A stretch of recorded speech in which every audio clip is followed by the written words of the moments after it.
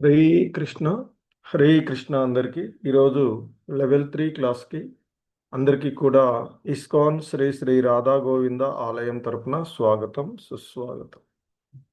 ఓం జ్ఞానతిమిరాంధస్య జ్ఞానాంజనశలాకయా చక్షుర్మిలితం యేన తస్మై శ్రీ గురవే నమః. श्रीचैतन्यमनोभीष्टं स्थापितं येन भूतले स्वयं रूपः कदा मह्यं ददाति स्वपदान्तिकम्.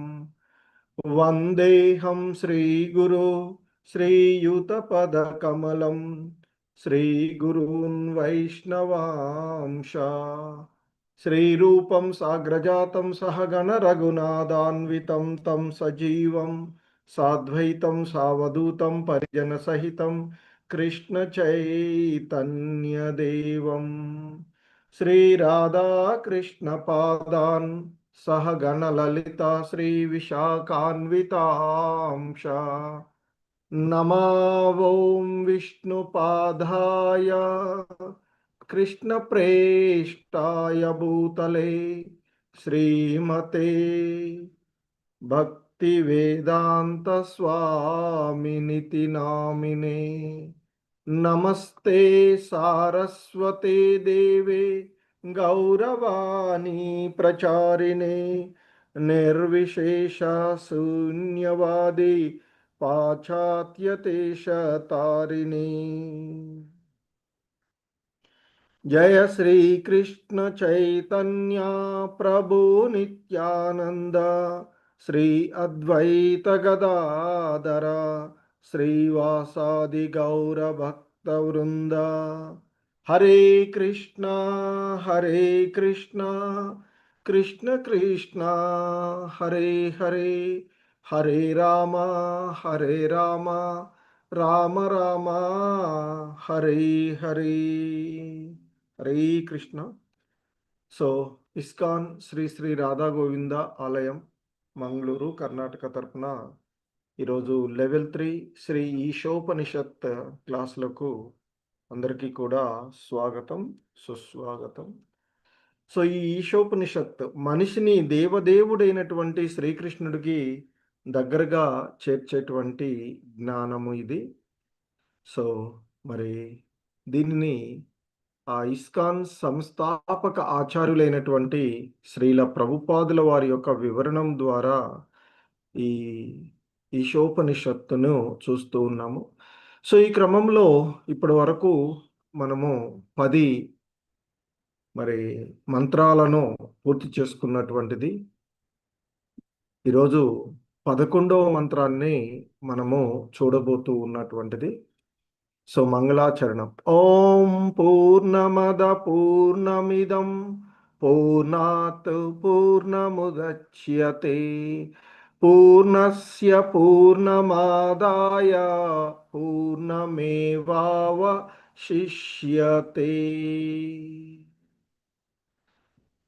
సో 11వ మంత్రము. విద్యాం చ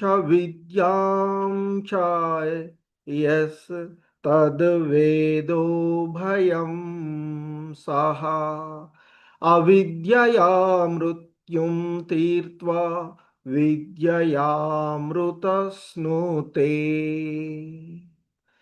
సో విద్యాం చ అవిద్యాం చ యస్ తద్వేదో భయం సహ అవిద్యయా మృత్యుం తీర్త్వా విద్యయామృతమస్నుతే. సో ఈ మంత్రం యొక్క భావము చూసినట్లయితే ఈ విధంగా చెప్పబడుతూ ఉన్నటువంటిది. అవిద్య ప్రక్రియను విద్యా ప్రక్రియను ఏకకాలంలో తెలుసుకునేవాడు మాత్రమే నిరంతర జనన మరణ చక్ర ప్రభావము నుండి బయటపడి అమరత్వాన్ని అంటే శాశ్వత తత్వాన్ని పూర్తిగా అనుభవింపగలడు అంటూ ఈ మంత్రము ఈశోపనిషత్తులోని ఈ 11వ మంత్రము మనకి తెలియచేస్తూ ఉన్నటువంటి అంశము. ఎందుకంటే పూర్వపు మంత్రాలలో మనకి చెప్పబడినట్లుగా ఆ మరి అవిద్య అంటే భౌతిక సంబంధము, విద్య అంటే మరి ముక్తి మార్గము, భక్తి అనేటువంటిదే పరమసత్యము అంటూ మనకి ఇక్కడ చూస్తూ ఉన్నటువంటిది. సో సాధారణంగా మనకి ఆ పూర్వ మంత్రంలో చెప్పబడినట్లుగా విద్య ద్వారా ఒక ఫలితం వస్తుంది, మరి అవిద్య ద్వారా మరొక ఫలితం వస్తుంది అని మరి ఈ విషయాన్ని మహాజ్ఞులైనటువంటి వారే చెప్పారు అని చెప్పబడినట్టు. అంటే విద్య అవిద్య రెండు వేరు వేరు ఫలితాలను ఇస్తాయి అనేది మహర్షుల యొక్క బోధనలుగా మనము చూస్తూ ఉన్నటువంటిది. సో అంటే మనము ఆ భగవంతుణ్ణి మరిచి అజ్ఞాన అంధకారంలో ఉన్నప్పుడు మనం పొందేటువంటిది ఒకటి, ఈ భౌతిక జగత్తులో భౌతికమైనటువంటి అంశాలలో ఉండిపోయేటువంటి విధంగా ఉండేటువంటిది. కానీ ఎప్పుడైతే ఆ భగవత్ సంబంధంలో భగవంతుని కేంద్రంగా ఉన్నప్పుడు మరి అవిద్య తొలగిపోతూ ఉంటుంది. ఎందుకంటే అవిద్యలో మనము చేసేటువంటి వాటి వలనే కర్మఫలాలను మరి ఒక జన్మలో అవి కర్మఫలాలు ముగియగానే మళ్ళీ చేసుకున్న వాటిని అనుభవించడానికి వేరొక జన్మ, ఈ జనన మరణ చక్రాలలో మనము తిరుగుతూ ఉండేటువంటి అంశము.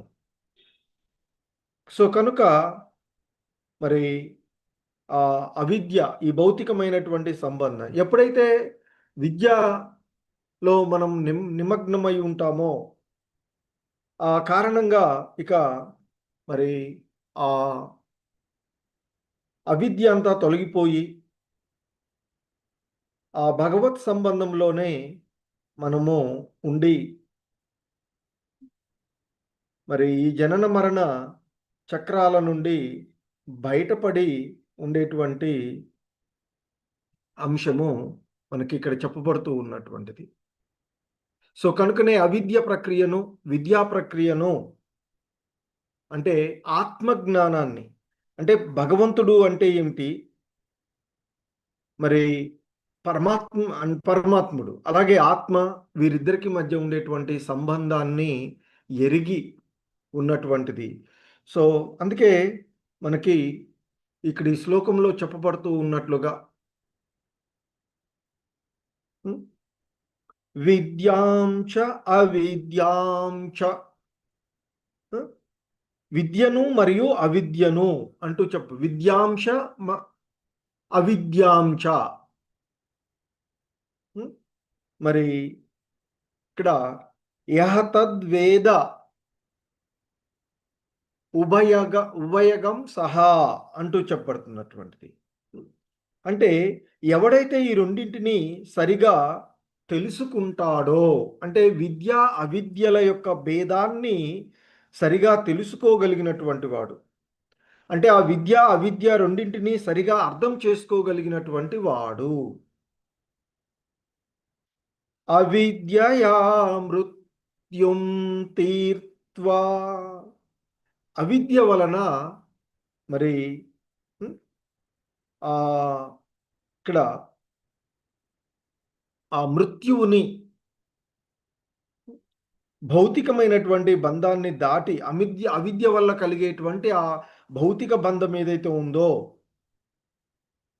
ఆ అవిద్య ద్వారా కలిగేటువంటి జనన మరణ చక్రాలని దాటి ఏం చెప్తున్నారు, విద్యయామృత మస్నుతే, అంటే విద్య ద్వారా అమృత తత్వాన్ని, శాశ్వతమైనటువంటి తత్వాన్ని, ఈ జనన మరణాలకు అతీతంగా ఉండేటువంటి ఆ భగవత్ సంబంధాన్ని, అంటే ముక్తి పదాన్ని అతడు పొందుతాడు అనేటువంటిది ఇక్కడ చెప్పబడుతూ ఉన్నటువంటిది.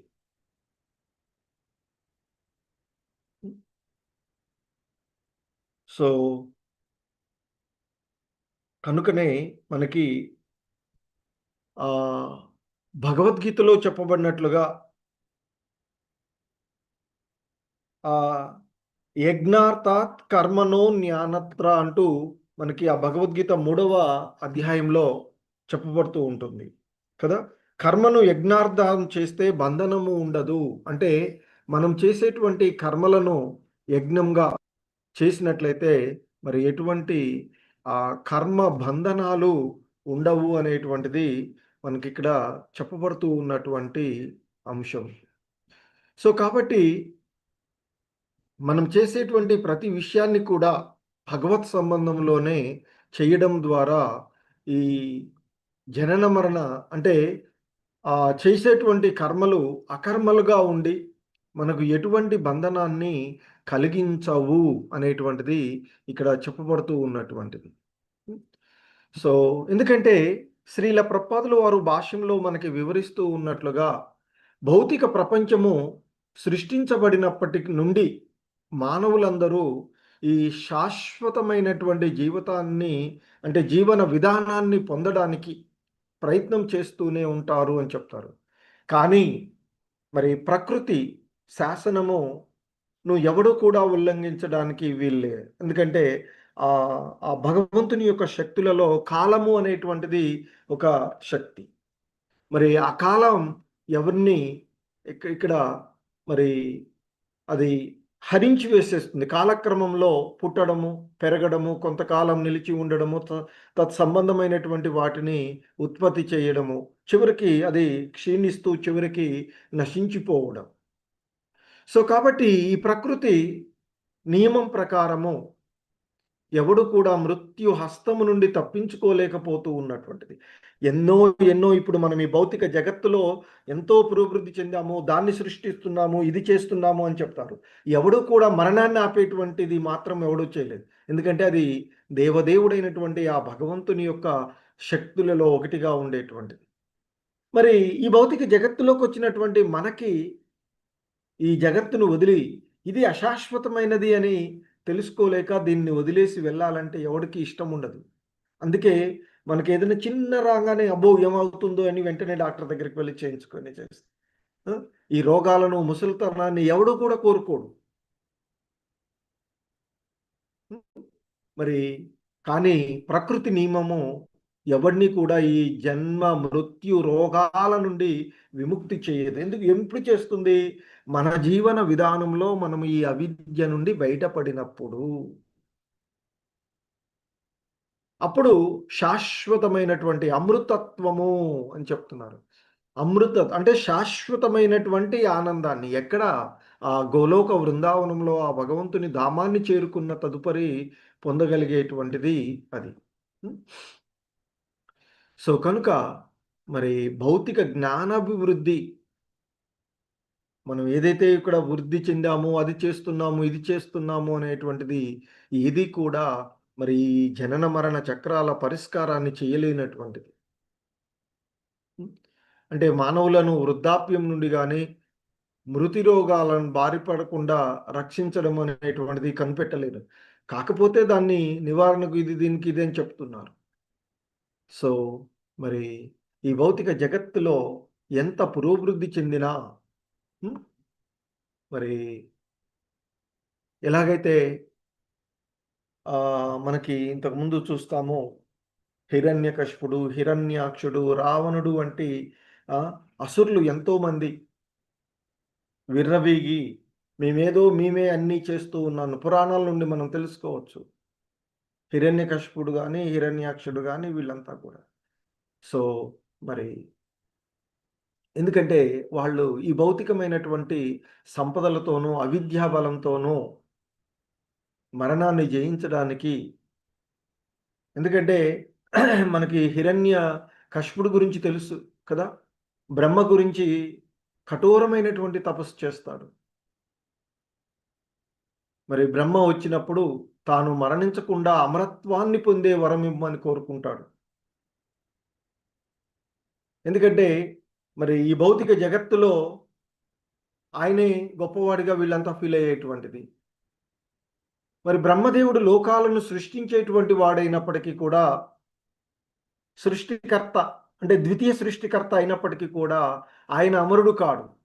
మరి ఆయనే అమరుడు కానప్పుడు మరి అలా జనన మరణాలకు అతీతంగా ఉండేటువంటి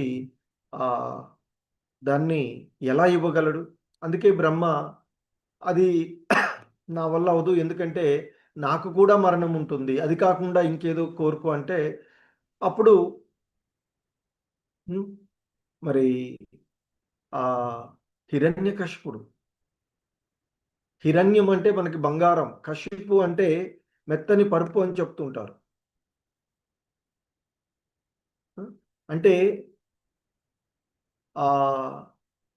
హిరణ్యకశిపుడు వాస్తవానికి భౌతికమైనటువంటి సంపదలు, స్త్రీ సుఖము అనేటువంటి వాటితోనే ఎక్కువగా ఆసక్తి కలవాడై అమరత్వాన్ని పొందాలి. ఎందుకంటే ఆయన ఆ భగవంతుని యొక్క ఆధిపత్యాన్ని అంగీకరించడు. నేనే ఈ ముల్లోకాలకు అధిపతిని అనేటువంటిది. అలాగే ఇక మైథున సుఖాల కోసం, స్త్రీ సుఖాల కోసం కూడా ఎక్కువగా అనేటువంటి కోరికతో అమరుడు కావాలి అనేటువంటి కోరికను తీర్చుకోవడానికే బ్రహ్మను ఆ విధంగా వరాలు అడిగారు చెప్తుంటారు.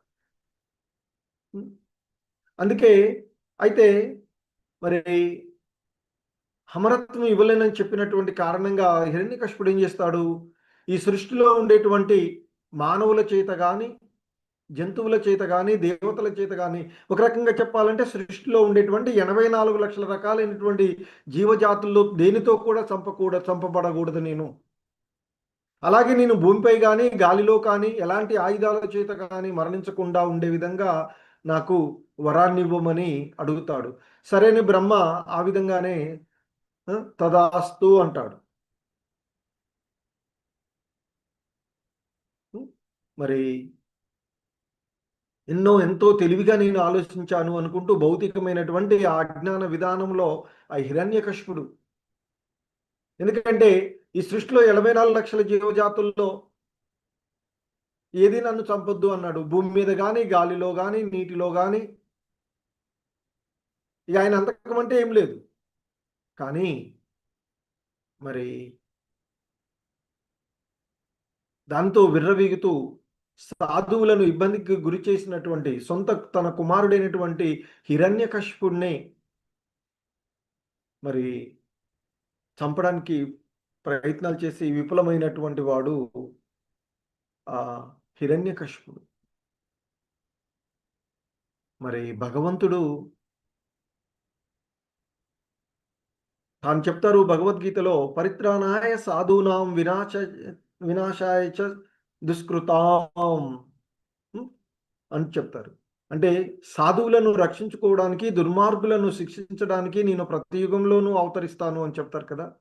సో ఆ విధంగా తన భక్తుడైనటువంటి ప్రహ్లాదుని కాపాడుకోవడానికి అదే సమయంలో వస్తున్నాడు కనుక దుష్టుడైనటువంటి హిరణ్యకశిపుణ్ణి సంహరించడానికి ఈ సృష్టిలో ఉండేటువంటి 84 లక్షల రకాలైనటువంటి జీవజాతులుగా చెప్పబడేటువంటివి కాకుండా, ఎందుకంటే ఆ భగవంతుడు ఇవన్నీ కూడా భౌతికమైనటువంటి విధానాల్లో వచ్చినటువంటి, మరి భగవంతుడు ఆధ్యాత్మిక, అటు మనిషి కాకుండా ఇటు జంతువుగా కాకుండా నరసింహుడుగా వచ్చి మరి అటు ఆకాశంలో కాకుండా భూమిపై కాకుండా రాత్రి పగలు కాకుండా ద్వారం వద్ద కూర్చొని ఎక్కడ గాలిలో కాకుండా తన తొడలపై ఉంచుకొని ఎటువంటి ఆయుధాలు ఉపయోగించకుండా తన యొక్క వాడి అయినటువంటి ఆ గోర్లతో అతని ఛాతిని చీల్చేసి సంహరించినటువంటిది. సో మరి ఆ భగవంతుని యొక్క లీలల్లో ఎవడూ కూడా తప్పించుకునేటువంటి అవకాశమే ఉండదు. అందుకే ఇక్కడ శ్రీల ప్రభుపాదులు వారు చెప్తున్నారు, జీవిత సమరంలో విజయం సాధించడానికి పాక్షికమైనటువంటి ప్రయత్నం చేయవద్దు అని మనకి ఈశోపనిషత్తు ఉపదేశిస్తుంది. అంతే కదా. మరి హిరణ్యకశిపుడు వంటి వాడు అభౌతికమైనటువంటి అంశాలు అంటే పాక్షికమైనటువంటి అవేవి కూడా మనిషిని ఈ జనన మరణ చక్రాల నుండి కాపాడలేదు అనేటువంటిది ఇక్కడ మనకి తెలియచేస్తూ, దీని ద్వారా ఈ హిరణ్యకశిపుడు అంశం ద్వారా తెలుస్తూ ఉన్నటువంటిది.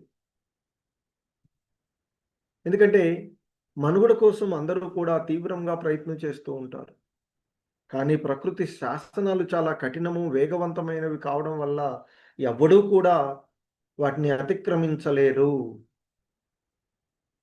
మరి ఈ భౌతిక జగత్తులో శాశ్వతంగా ఉండిపోవడానికి బదులుగా అంటే నిజమైనటువంటి శాశ్వతమైనటువంటి జీవితాన్ని పొందాలి అంటే ఈ భౌతిక జగత్తులో కాదు. ఆధ్యాత్మిక ధామానికి చేరుకోవడానికి సన్నద్ధులు కావాలి అని చెప్తుంటారు మన పూర్వ ఆచార్యులు. మరి అదే భగవద్ధామాన్ని అంటే మానవుడు తిరిగి ఎందుకంటే అక్కడి నుంచి వచ్చినటువంటి వాళ్ళమే. ఆ భగవంతుని యొక్క అంశలుగా అందుకే ఆ భగవంతుడు చెప్తాడు భగవద్గీతలో మమైవాంశో జీవలోకే ఈ జీవులన్నీ కూడా నా యొక్క భిన్న అంశలే. మరి ఆ భగవంతుని యొక్క అంశలుగా ఉన్నటువంటి మనము ఆయన యొక్క లోకంలో ఆయనకు సేవ ఒక దాసుడు యజమానికి సేవ చేసుకోవాలి. అలాగే హ్మ్, మరి యజమానికి ప్రభువుకి ఒక దాసుడి సేవలాగా మనము ఆ భగవంతుని యొక్క సేవకులుగా ఆయన సేవకులమును గుర్తించి ఆయనకు నిత్య సేవ చేయడమే ప్రతి జీవుడి యొక్క ధర్మం. అదే ఆత్మజ్ఞానము. అది పొందిన వాడే ఆ భగవద్ధామాన్ని చేరుకునేటువంటి విషయాన్ని తెలుసుకోగలరు. అందుకే ప్రత్యేకమైనటువంటి విజ్ఞాన శాఖ గలదు. దానిని ఉపనిషత్తులు, వేదాంత సూత్రాలు, భగవద్గీత, శ్రీమద్ భాగవతములైన మొదలైనటువంటి ఆహ్, అవి ఒక వ్యక్తుల్లాగా, స్వయం వ్యక్తుల్లాగా శాస్త్ర గ్రంథాల నుండి మాత్రమే నేర్చుకోవాలి. ప్రామాణికమైనటువంటి గ్రంథాల నుండి. అంతేకాని ఎవరు పడితే ఎవరో చెప్పినటువంటి వాటిని కాదు. హ్మ్. సో, కనుకనే మరి జీవుడు ఈ జనన మరణ చక్రాల నుండి బయటపడడానికి ఈ పవిత్రమైనటువంటి వాజ్మయం వేదాలు, ఉపనిషత్తులు, వేదాంత సూత్రాలు, భగవద్గీత, శ్రీమద్ భాగవతము ఇవి నిరంతరము శ్రవణ కీర్తనాదులతో శ్రవణం చేయడము, మననం చేయడము, అధ్యయనం చేయాలి అని చెప్తూ ఉన్నటువంటి. ఎప్పుడైతే బద్ధజీవుడు తనకు భగవంతునితో గల శాశ్వత సంబంధాన్ని మరి మర్చిపోతాడో అంటే ఆయన యొక్క సేవకులము అనేటువంటి విషయాన్ని మరిచి మనము ఈ తాత్కాలికమైనటువంటి ఈ భౌతిక దేహాన్ని పొంది ఇదే సర్వస్వము అన్నట్లు ఈ దేహమే ఇదే సర్వస్వము అన్నట్లుగా భ్రమలో ఉండి ఈ జనన మరణ చక్రాలలో తిరిగిపోతూ ఉన్నాము అని చెప్తున్నారు. సో మరి ఇది మన యొక్క నిజధామం కాదు. ఎందుకంటే మనకి ఎలాగూ ఈ జీవన విధానంలో మనకు కూడా ఇక్కడ ఉంటూ ఉంటుంది. సాధారణమైనటువంటి జీవన శాఖ, నేర నిరోధక శాఖ అని ఉంటుంది. నేర నిరోధక శాఖ ఏం చేస్తుంది? ఏదైనా తప్పుడు పనులు చేసి తప్పుదారి పట్టినటువంటి వాళ్ళని తీసుకెళ్ళి జైల్లో ఉంచేసి అక్కడ కొంత శిక్షణ ఇస్తూ ఉంటుంది. కొన్ని నియమాలు ఉంటాయి. ఆ నియమాలను పాటిస్తూ జీవించాలి. అలాగే ఈ భౌతిక జగత్తులోకి వచ్చినటువంటి మనం కూడా మనకు సృష్టి నియమాలు మనకి శాస్త్రాలు ప్రామాణికమైనటువంటి గ్రంథాలు ఇచ్చినటువంటి నియమాలను పాటిస్తూ మనము ఉండాలి. అందుకే భగవంతుడు మనకి ఈ మానవాళి కోసం, సర్వ మానవాళి కోసం ముఖ్యంగా భారతదేశంలో మనకి కొన్ని రకాలైనటువంటి గ్రంథాలు భగవద్గీత, భాగవతము ఇవి ఇప్పుడు ప్రపంచవ్యాప్తంగా ఉన్నటువంటివి. సో మరి వాటిని అధ్యయనం చేసి వాటిని అనుభూతి పొంది వాటిని ఆచరించినటువంటి వాడు ఆధ్యాత్మిక లోకాన్ని చేరి సుఖంగా ఉండగలడు ఆ భగవంతుని యొక్క సేవలో అని చెప్పబడుతూ ఉన్నాయి మనకి.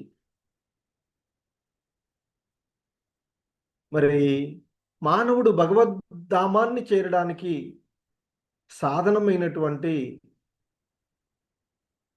మరి ఆ దేవదేవుని యొక్క సందేశాన్ని ప్రచారం చేయడానికి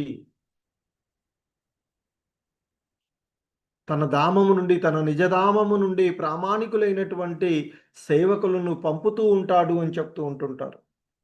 సో అందుకే మనకి ఎంతోమంది పూర్వ ఆచార్యులు వారంతా కూడా భగవంతుని యొక్క సేవకులు నిత్య మంజరులుగా చెప్తూ ఉండేటువంటి వారు.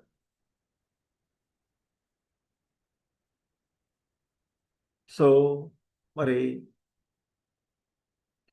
అలా ఆ భగవంతుని యొక్క సహపార్శ్వాదులు ప్రామాణికమైనటువంటి వాళ్ళ సేవకులను పంపుతూ ఉంటుంటారు. కానీ ఒక్కొక్కసారి ఆయనే వస్తూ ఉంటాడు. భగవద్గీతలో చెప్పినట్లుగా తానే స్వయంగా అవతరిస్తాను అని చెప్తారు కదా! మరి భగవద్గీతలోనే చెప్పినట్లుగా జీవులందరూ కూడా ఆయన యొక్క సంతానమే.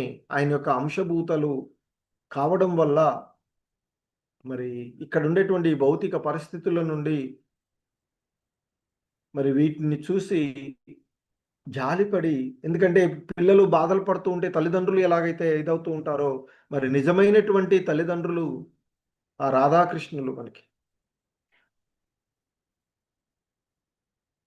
సో, కనుక ఈ భౌతిక ప్రపంచంలో మనము అనుభవించేటువంటి దుఃఖాలు, ఈ మృత జడ పదార్థంతో మనం ఆ!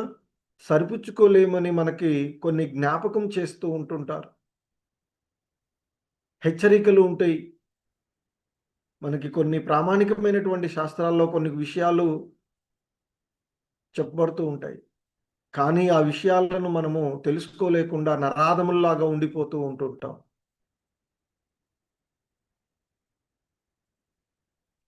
ఎందుకంటే ఈ ఆధ్యాత్మికమైనటువంటి జ్ఞానం లేకుండా భౌతికమైనటువంటి జ్ఞానాన్ని పొందడానికి ప్రయత్నం చేస్తూ ఉంటారు. కనుకనే నరాధములుగానే ఉండిపోతూ ఉన్నాం. ఎందుకంటే అవిద్యా మార్గం లేదా ఇంద్రియ తృప్తి కోసం మనం చేసే ఈ ఇంద్రియ భోగాలను నాలుక, చెవి, కళ్ళు వీటిని చర్మం వీటిని తృప్తిపరచడానికి మనం చేసేటువంటి భౌతిక ఇవే ప్రయత్నం వలనే ఈ జనన మరణ చక్రంలో పడేసేటువంటి మార్గంగా మనకి ఉన్నటువంటిది. మరి జీవుడి యొక్క నిజమైనటువంటి అస్తిత్వము ఆధ్యాత్మికమైనటువంటి లోకం. చావు గాని, పుట్టుకలు గాని లేనటువంటిది. ఆత్మ. కానీ ఎప్పుడైతే ఆ తిరుగుబాటు ధోరణి భగవంతుని యొక్క ఆధిపత్యాన్ని మర్చిపోతూ ఉన్నామో, ఇక ఆ ఆధ్యాత్మిక లోకము నుండి ఇక్కడికి నెట్టబడి ఈ చావు, పుట్టుకలు ఉండేటువంటి అంటే వాస్తవానికి ఎలాగైతే మనం వస్త్రాలను మార్చుకుంటూ ఉంటుంటామో ఈ దేహం, ఈ ఆత్మ కూడా ఒక దేహం నుండి ఇంకొక దేహానికి నిరంతరం మారుతూ ఉంటుంది. సో, కాబట్టి జీవాత్మ మనం ఆత్మ స్వరూపులము. ఆత్మ శాశ్వతమైనది. ఈ దేహం మాత్రమే భౌతికమైనది. కానీ మనం ఏమనుకుంటున్నాం ఈ దేహమే ఈ భౌతికమైనటువంటి మాయా మోహాల్లో, ఆ మాయా పిడికిళ్ళ బంధనాలలో ఉండిపోయి మనము ఈ దేహమే మనం అనుకోని ఇక్కడ అవిద్యలో ఉండి ఆ మాయశక్తి చేత ఆకర్షితులమై ఈ జనన మరణ చక్రాలలో పడుతూ ఉన్నటువంటిది. సో, కనుకనే మనము నిజమైనటువంటి ఆధ్యాత్మిక జ్ఞానాన్ని, ఎందుకంటే మనకి ఎన్నో ఆధ్యాత్మికమైనటువంటి అంశాల్లో ప్రామాణికమైనటువంటి గ్రంథాలు, వేద వాజ్మయం, భగవద్గీత, ఉపనిషత్తులు. భగవద్గీత మనకి ఉపనిషత్తుల సర్వోపనిషత్తుల సారంగా ఉన్నటువంటిది. సాక్షాత్తు ఆ భగవంతుడు. ఎందుకంటే ఈ ఇతర గ్రంథాల్లో ఏవైనా మామూలుగా మానవుల చేత రచించబడి, ఎందుకంటే మానవులే పరిమితి మనం ఇక్కడ మరి అలాంటి మనము అసమగ్రాలైనటువంటి ఇంద్రియాలను కలిగినటువంటి మనం సమగ్రమైనది ఎలా ఇవ్వగలం? కాబట్టి భగవంతుడే సమగ్రమైన ఇంద్రియాలను కలిగి ఉన్నటువంటి ఆ భగవంతుడు చెప్పినవే మనకి ప్రామాణికాలు. సో, దానికోసం ఎన్నో ఆధ్యాత్మిక కేంద్రాలు, ఎన్నో మరి ఇవన్నీ ఏర్పాటు చేసిన ఇంకా వీటిలోనే ఉండిపోతూ ఈ భౌతిక కేంద్రీయ కార్యకలాపాలన్నీ కూడా ఆధ్యాత్మిక కార్యకలాపాలకు వికృతి ప్రతిబింబాలు అని చెప్తారు. అందుకే భగవద్గీతలో చెప్తారు అశ్వత్థ వృక్షం అంటే వేర్లు పైముఖంగాను శాఖలు కింది ముఖంగాను ఉన్నటువంటి ఒక అశ్వత్థ వృక్షంతో పోలుస్తారు ఈ భౌతిక ప్రకృతిని సంబంధించినటువంటిది. సో మనము ఈ రోగగ్రస్త స్థితిలో జీవాత్మ భౌతిక ఆచ్ఛాదనంతో భౌతికమైనటువంటి వ్యాపారాల్లోనే నిమగ్నమై ఉంటుంది. ఎప్పుడైతే ఈ భౌతికమైనటువంటి తత్వాన్ని, వ్యాధిని మనం తొలగించుకుంటామో, అందుకే మనకి ఉపదేశామృతంలో చెప్తారు. ఆ భగవంతుడు నామము, భగవంతుని యొక్క లీలలు, భగవత్ సంబంధమైనటువంటివి ఎంతో మధురమైనటువంటివి. కానీ కామెర్ల రోగంలో ఉన్నటువంటి వాడికి చక్కెర తీపిదనాన్ని తెలుసుకోలేకుండా అవిద్య అనేటువంటి పైత్య రోగంలో ఉన్నటువంటి మనకు ఉన్నటువంటి భగవత్ సంబంధాన్ని తెలుసుకోలేకుండా పోతూ ఉన్నాం ఈ భౌతికత్వం అనేటువంటి వ్యాధితో.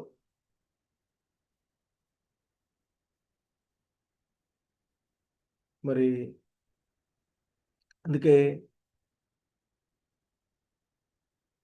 ఈ ఇంద్రియ తృప్తి జీవిత లక్ష్యం కాకూడదు అని చెప్తారు. అందుకే శ్రీల ప్రభుపాదులు వారు అంటారు, అయుక్తమైన లేక విపరీతమైనటువంటి ఇంద్రియానుభవమే మానవ జీవిత లక్ష్యం కాకూడదు. మానవుడు తన భౌతిక వ్యాధిని కుదుర్చుకోవడానికి త్వరపడాలి. భౌతిక వ్యాధి పెరుగుదల జ్ఞానానికి చిహ్నం కాదు, అది అవిద్యకు లేదా అజ్ఞానానికి చిహ్నము.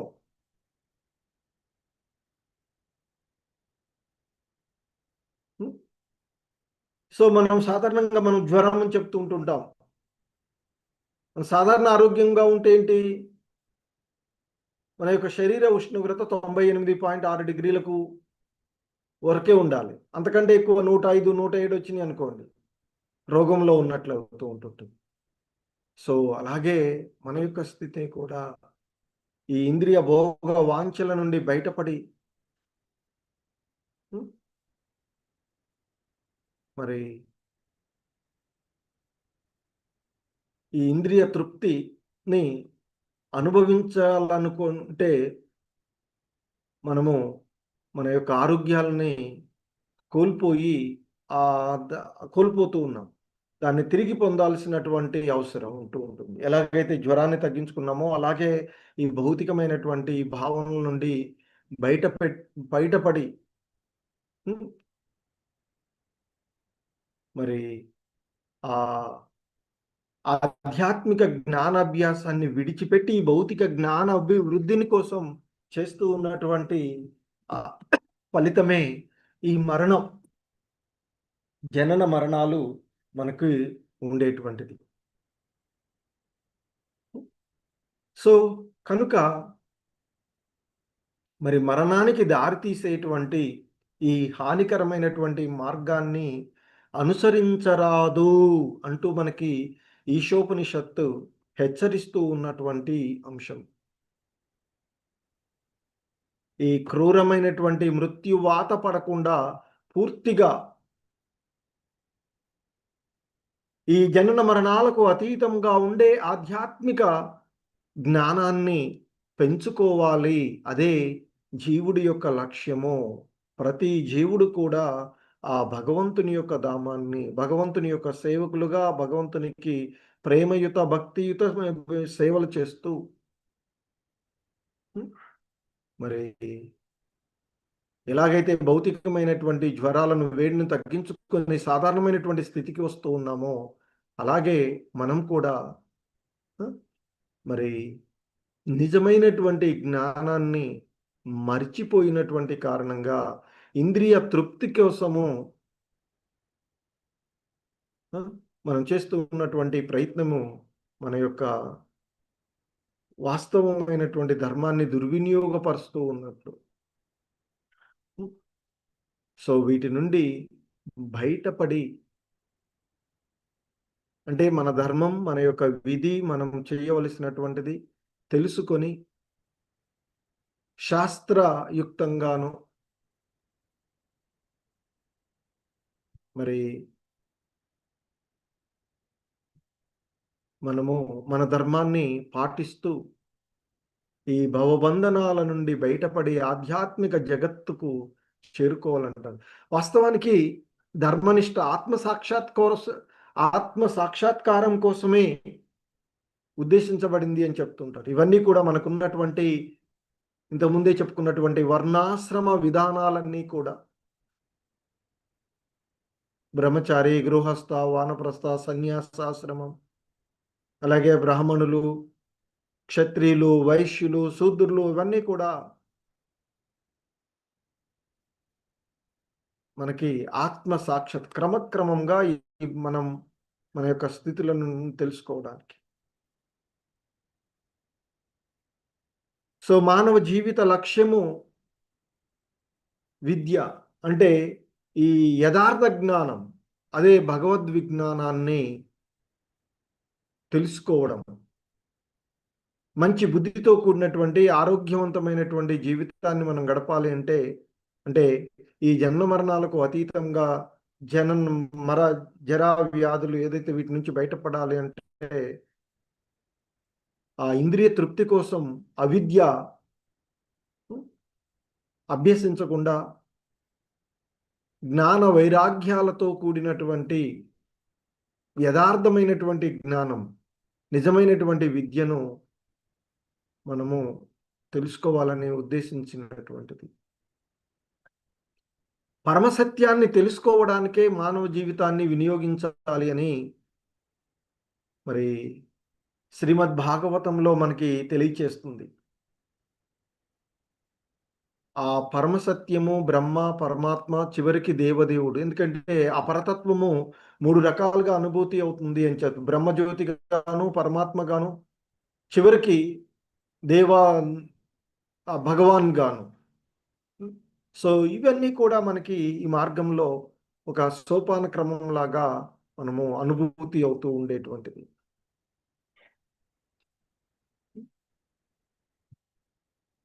మరి అలాగే భగవద్గీతలో చెప్పినట్లుగా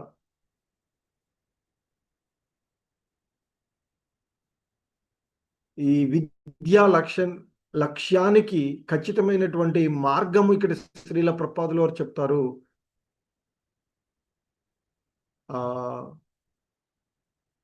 శ్రీల రూపగోస్వాముల వారి చేత రచించబడినటువంటి భక్తి రసామృత సింధువు, మరి అలాగే శ్రీమద్ భాగవతంలోని శ్లోకాలు, ఇవన్నీ కూడా మనకి ఈ అవిద్య నుండి బయటపడేటువంటి, అలాగే ఈశోపనిషత్తులో ఉన్నటువంటి ఈ 18 మంత్రాలు ముఖ్యమైనటువంటి ప్రయోజనం కూడా దేవదేవుడిని అచంచలమైనటువంటి భక్తితో సేవించడమే అని చెప్తూ ఉంటారు. సో కాబట్టి అన్ని రకాలైనటువంటి సర్వమానవాళుకి ఉన్నటువంటిది ఆ దేవదేవుడికి భక్తియుతమైనటువంటి సేవ చేయడము, అభ్యసించడం. అందుకే శ్రీల ప్రభుపాదుల వారు అంటారు, సో ఇవి చేయడానికే మేము ఇస్కాన్ సంస్థలను స్థాపించి సర్వమానవాళికి ప్రపంచవ్యాప్తంగా కుల, మత, లింగ, వర్గ భేదాలు లేకుండా అందరూ కూడా భగవంతుని యొక్క చేరుకునే విధంగా ఇస్కాన్ ప్రోత్సహిస్తూ ఉంది అని చెప్తూ ఉంటుంటారు. సో అందుకే మనకి శ్రీమద్ భాగవతంలో చెప్పండి, తస్మాద్ ఏకేన మనసా భగవాన్ సాత్వతాం పతి శ్రోతవ్య కీర్తితవ్యచ్చ ధ్యేయ పూజ్యచ్చ నిత్యదా. అందుచేత భక్తులు నిరంతరము దేవదేవుని గురించి ఏకాగ్రమైన మనసుతో వినాలి, సంకీర్తనం చెయ్యాలి, ఆరాధించాలి అంటూ చెప్పబడుతున్నటువంటిది.